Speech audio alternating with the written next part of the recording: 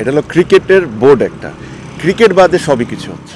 Cricket বাদে আমি সব কিছুই দেখতেছি, ক্রিকেটটা দেখছি। দেখেন, আমার কাছে মনে হয় না যে দেশের বাইরে কে কী ভাবছে, দেশের ভিতরে কে কী ভাবছে এটা নিয়ে চিন্তা করা উচিত। আজকে আপনি বলেন যে ধরেন পাকিস্তানে আজকে 4টা সাংবাদিক দেখছি।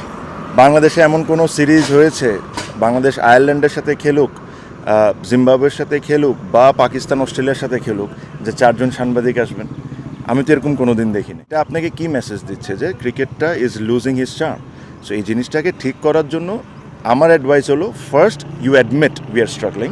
অ্যাডমিট করার পর কেমনে এখান থেকে আগে যেতে হবে এটা নিয়ে ভাবেন, রাদার দেন কে প্রেসিডেন্ট হবে, কাকে প্রেসিডেন্ট বানানো হচ্ছে, এগুলো একটা আমার কাছে মনে হচ্ছে যে আনইম্পর্টেন্ট জিনিসপত্র নিয়ে আমরা বেশি সিরিয়াস।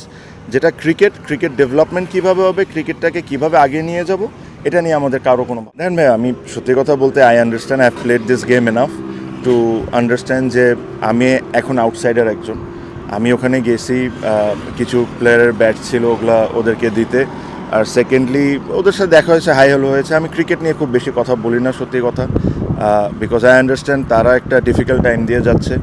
সো অনেক সময় কিছু যখন এত কঠিন সময় থাকে তখন খুব বেশি কথা না বলাটাও ভালো। বাংলাদেশে ক্রিকেটে যে মজুটা ছিল যে প্রত্যেকটা খেলা, ছোট হোক বড় হোক, সবাই টিভির সামনে দাঁড়ায় থাকতো, ওই জিনিসটাকে কিভাবে আবার বাংলাদেশে ফেরত নিয়ে আসতে হবে।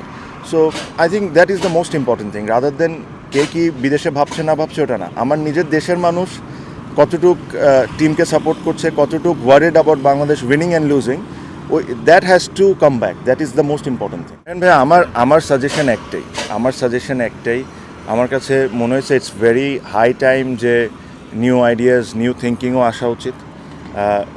আমার কাছে এটাও মনে হয় যে এই জিনিসটা যেদিন আপনি অ্যাডমিট করে নেবেন না যে ঠিক আছে ভাই, আমরা স্ট্রাগল করছি, তাহলে আপনারা একটা প্ল্যান করতে পারবেন যে ঠিক আছে, আমরা আজ থেকে 5 বছর 6 বছর 7 বছর পর কীভাবে ওয়ার্ল্ড ক্রিকেটে একটা পাওয়ার হাউস হইতে পারি। আমরা সবাই জানি আমরা 1 বছর 2 বছর 3 বছর এটা হতে পারবো না, এটা ইম্পসিবল একটা ব্যাপার। বাট এখন থেকে যদি ওই লক্ষ্যর দিকে আগান তাহলে একটা চান্স আছে। আমি সবসময় একটা জিনিস বলে, আমাদের ক্রিকেটের সবচেয়ে বাজে যে জিনিসটা আমার লাগে, সবাই মনে করে যে সবাই এসে চেঞ্জ করে ফেলবো। You can never change, you can always try and change. There is a huge difference. যখন মানুষজন একটা কমেন্ট করে যে আমি আসলে এটা করে ফেলবো, ওটা করে ফেলবো, দ্যাট ইজ রং। আমি এটা করার চেষ্টা করব, এই জিনিসটা বলা শেখা উচিত, এই জিনিসটা বোঝা শেখা উচিত আমার কাছে।